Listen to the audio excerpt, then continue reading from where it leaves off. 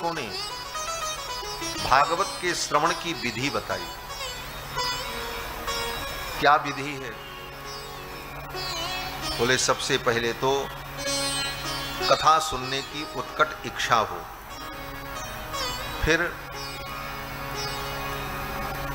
कथा के लिए आवश्यक वस्तुओं का संग्रह कैसे हो, इस पर विचार करना चाहिए, क्योंकि बिना धन के कुछ नहीं होता। लिखा तो यहां तक है कि विवाहे जादृशम वित्तम तादृशम परिकल्पयेत। अपनी क्षमता के अनुकूल एक बेटी के ब्याह में जो तैयारी करनी पड़ती है उतनी तैयारी करनी चाहिए। विवाहे जादृशम वित्तम तादृशम परिकल्पयेत। और फिर बोले फिर सुंदर स्थान का चयन करना चाहिए, और सुंदर स्थान चयन करने के पश्चात वक्ता का चयन करना चाहिए। वक्ता कैसा हो? बोले विरक्त हो, वैष्णव हो, भगवान का भक्त हो और ब्राह्मण हो। भागवत का वक्ता ये भी बड़ा विवाद का विषय बना, आप लोग तो जानते ही हैं। क्यों नहीं कर सकते? बोले सब व्यक्ति सब कुछ नहीं कर सकता। बोले संविधान सबको बराबर अधिकार देता है। बोले संविधान एक देश के लिए होता है, वो सार्वभौम सिद्धांत नहीं होता। जिस संविधान की दुहाई लोग देते हैं उस संविधान की सीमा है। वो संविधान केवल भारत की सीमा में मान्य है। भारत से बाहर चले जाएं तब ये संविधान लगेगा। इसी धरती पर वो संपूर्ण विश्व में लागू नहीं है, तुम्हारे केवल एक देश की सीमा में। और उस देश में भी वो संविधान केवल मनुष्यों के लिए लागू है, पशु के लिए वो संविधान नहीं है।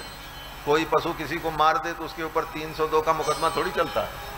वो संविधान की सीमा केवल मनुष्यों के लिए है। और उस संविधान से तुम धर्म का निर्णय करने चले हो। धर्म स्वयं में एक शाश्वत संविधान है। वेद शास्त्र ये स्वयं में एक सनातन संविधान है धर्म का, जो पूरे ब्रह्मांड के लिए है, संपूर्ण सृष्टि के लिए, एक एक जीव के लिए है।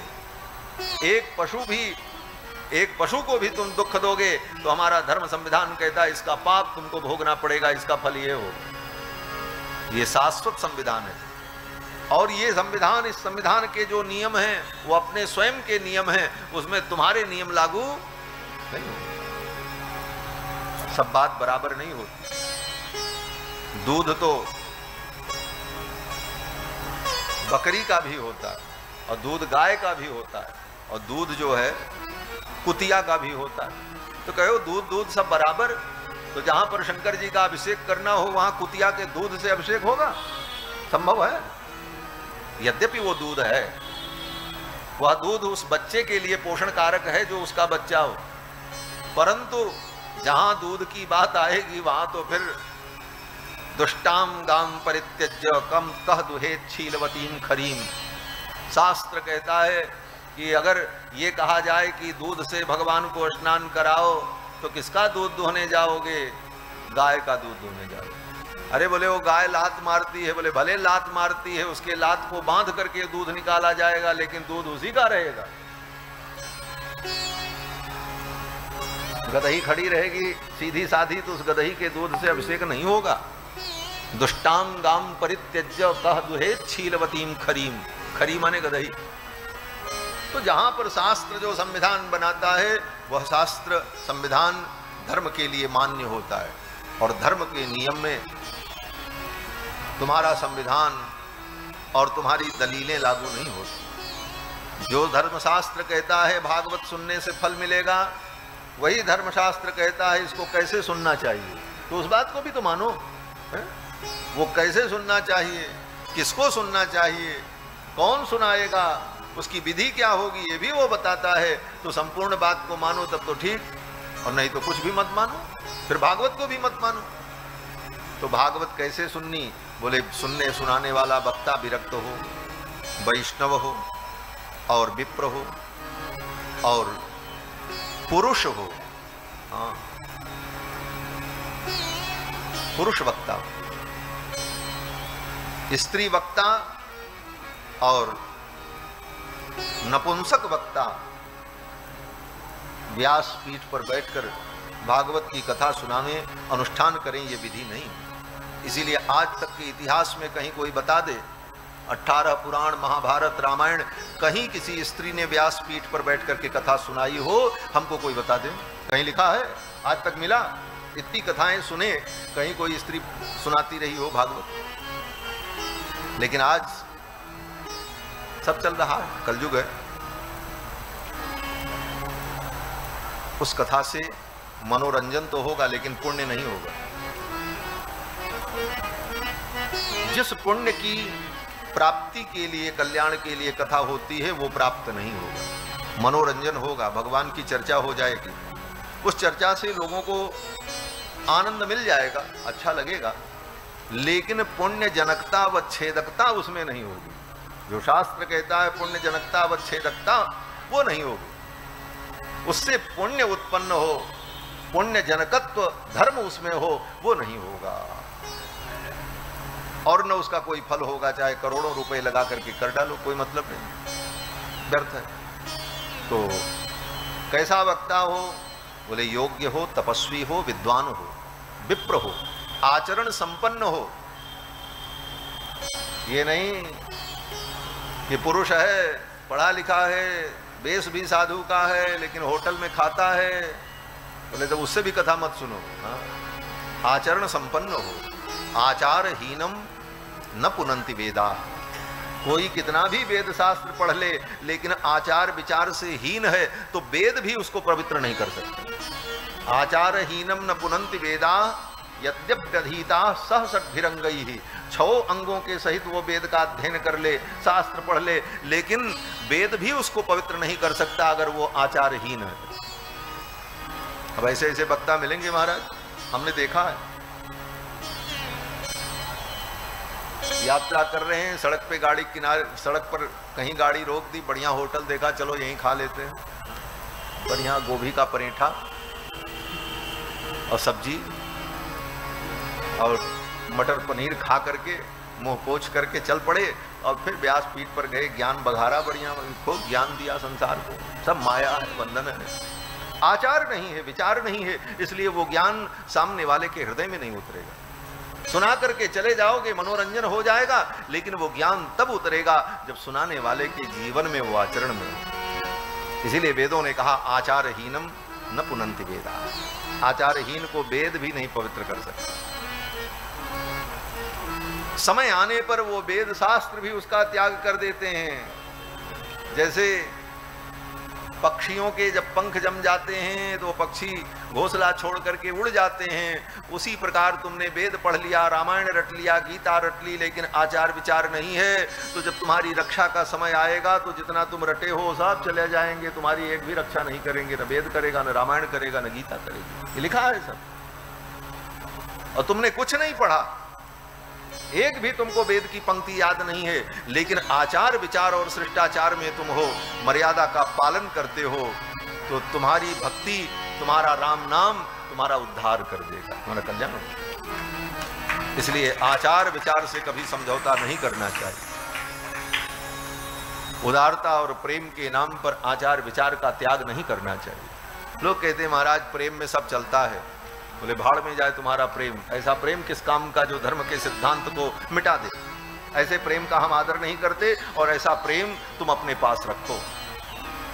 लोग उदाहरण देते महाराज प्रेम में तो भगवान ने सबरी का जूठा खा लिया था, प्रेम तो ये होता है। अरे बात सही है तुम्हारी, भगवान ने प्रेम में सबरी का जूठा खा लिया, भगवान का कुछ नहीं बिगड़ेगा, भगवान सर्वसमर्थ हैं, लेकिन प्रेम के नाम पर हम आचार का त्याग कर देंगे तो हमारा तो पतन हो जाएगा, हमारा तो नाश हो जाएगा। भगवान समर्थ हैं, भगवान तो कुछ भी करें उनको कोई दोष नहीं लगता। समर्थ को नहीं दोष गोसाई, रवि पावक सुरसर की नाई। वो जूठा क्या कहे, भगवान संपूर्ण सृष्टि को खा जाएं फिर भी उनको कोई दोष नहीं लगेगा, और खा ही जाते हैं। वेदों में लिखा है मृत्युर यस्य उपसेचनम। प्रलय काल में ये संपूर्ण जीव क्या होते हैं, बोले संपूर्ण जीव मानो भात बन गए, और बोले भात सूखा कैसे खाया जाए, तो वेद कहता है भगवान मृत्यु रूपी दाल में सान सान करके सब जीवों को खा जाते हैं। ये लिखा है, मृत्युर यस्य उपसेचनम, उपसेचन माने दाल। तो जैसे भात सूखा गले के नीचे नहीं उतरता और उसमें दाल मिला ली जाए तो बड़े प्रेम से खाया जाता, उसी तरह मृत्यु को दाल बना करके संपूर्ण सृष्टि को अपने गाल में डाल लेते हैं भगवान। तो भगवान को तो कोई दोष नहीं हो, तो भगवान। लेकिन हम सोचें कि हम आचार विचार त्याग दें, प्रेम में सब कुछ चलेगा, बोले सब भ्रष्ट हो जाए। इसलिए आचार हीनम न पुनंति वेदा। तो भागवत का वक्ता कौन हो? विरक्त हो, वैष्णव हो, ब्राह्मण हो, पुरुष हो और आचार संपन्न हो और दृष्टांत कुशलो धीरा। अनेक प्रकार के दृष्टांत देकर भक्त को समझाने की क्षमता रखता हो और निष्प्रिय हो, वेद शास्त्र विशुद्धिकृत, जिसने वेद शास्त्र को ठीक ठीक पढ़ा हो, 6 महीने के भागवत वक्ता का कोर्स न किया हो। 6 महीने के भागवत वक्ता का कोर्स लोग करा रहे हैं आज तक। कोर्स कर लीजिए, व्यास बन जाइए। अब भागवत में कहाँ वेद की बात लिखी है, कहाँ किसी स्मृति की बात लिखी है, धर्म क्या है, उसका निर्णय देने की क्षमता ही नहीं। क्यों? बोले शास्त्र पढ़ा ही नहीं। तो महाराज वक्ता ऐसा हो और भगवान का भक्त हो, सत संप्रदाय से संयुक्त हो, कोई संप्रदाय की परंपरा से वो संबद्ध हो, मनमाना और मनमुखी न हो, और उसके द्वारा भागवत की कथा सुननी चाहिए। और किसके द्वारा नहीं सुननी चाहिए ये भी लिखा, अनेक धर्म विभ्रांता, भले वो विद्वान हो, ब्राह्मण हो, लेकिन अगर अनेक धर्म विभ्रांत है, अनेक धर्म विभ्रांत का मतलब कभी भगवान में उसकी निष्ठा होती है, कभी कर्म की निष्ठा दृढ़ हो जाती है, कभी तंत्र मंत्र के चक्कर में वो पड़ जाता है। जिसकी निष्ठा चलायमान हो, अनेक धर्म विभ्रांत हो, ऐसे व्यक्ति से भी कथा नहीं सुननी चाहिए। क्यों? बोले उसी को अभी भगवान पर पूरा भरोसा नहीं हुआ, कभी इधर भागता, कभी उधर भागता, कभी गंगा किनारे गंगादास, जमुना किनारे जमुनादास बन जाता। तो अनेक धर्म विभ्रांत व्यक्ति से कथा सुनने पर भगवत निष्ठा पैदा ही नहीं होगी। अनेक धर्म विभ्रांता स्त्रैणाः, जो स्त्रैण हो उससे कथा नहीं सुननी चाहिए, भले वो पुरुष हो। स्त्रैण का मतलब है तो पुरुष, लेकिन उसके सब लक्षण स्त्रियों जैसे हैं, हाव भाव, सजना संवरना। आजकल ये सब खूब दिखता है, अभी तो आप देखे ही थे। ऐसे लोग भी धर्म के रक्षक माने जा रहे हैं आज के युग में, विडंबना है देश की। तो स्त्रैणाः, जो स्त्रैण हैं, उनसे भी ये कथानक, ये अनुष्ठान नहीं सुनना चाहिए। अनेक धर्म विभ्रांता स्त्रैणाः पाखंडवादिनः, जो पाखंडवादी हों, भले वो विद्वान हों, ब्राह्मण हों, तपस्वी हों, लेकिन उनसे कथा नहीं सुननी। पाखंडवाद क्या है?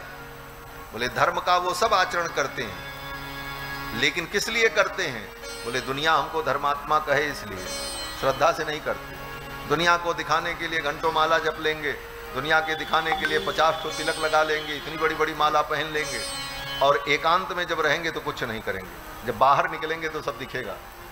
वो कौन है? बोले पाखंडवादिनः, वो पाखंडवादी है। पाखंड का मतलब धर्म का केवल प्रदर्शन जहां हो उसको पाखंड कहते हैं। ऐसे पाखंडवादी से भी कथा नहीं सुननी चाहिए।